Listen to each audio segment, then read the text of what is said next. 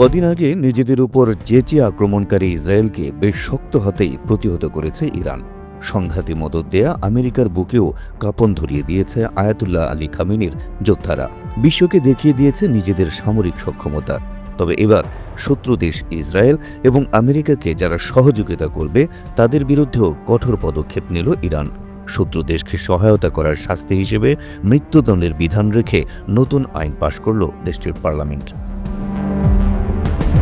Iran ইন্টারন্যাশনালের এক প্রতিবেদন অনুযায়ী নতুন এই আইনে বলা হয়েছে, ইসরায়েল, যুক্তরাষ্ট্র কিংবা অন্য কোনো শত্রু রাষ্ট্র ও গোষ্ঠী বা তাদের এজেন্টদের হয়ে গোয়েন্দা বা কোনো ধরনের অপারেশন পরিচালনা করা যা দেশের নিরাপত্তা বা জাতীয় স্বার্থের বিরুদ্ধে যায় তা পৃথিবীতে দুর্নীতির শামিল এবং এর শাস্তি হবে মৃত্যুদণ্ড।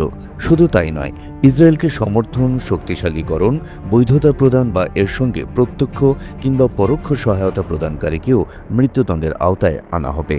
আর এই সহায়তা নিরাপত্তা, সামরিক, অর্থনৈতিক, আর্থিক কিংবা প্রযুক্তিগত কর্মকাণ্ডের মাধ্যমে হতে পারে বলেও উল্লেখ করা হয় নতুন এই আইনে।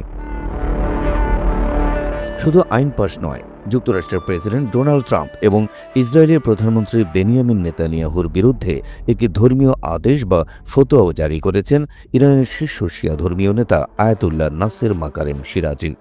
এই ফতোয়ায় তিনি ট্রাম্প ও নেতানিয়াহুকে আল্লাহর শত্রু বলে উল্লেখ করেন। তিনি বলেন, যে ব্যক্তি বা শাসক ইসলামের নেতা বা শীর্ষ ধর্মীয় ব্যক্তিত্বকে হুমকি দেয় সে যুদ্ধপিপাসু বা সৃষ্টিকর্তার বিরুদ্ধে যুদ্ধে লিপ্ত ব্যক্তি হিসেবে বিবেচিত হবে।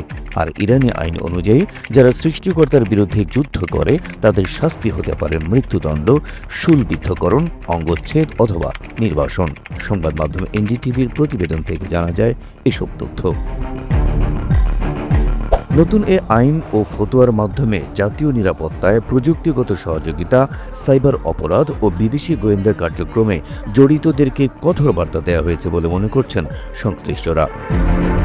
Habib Rasel, NTV online.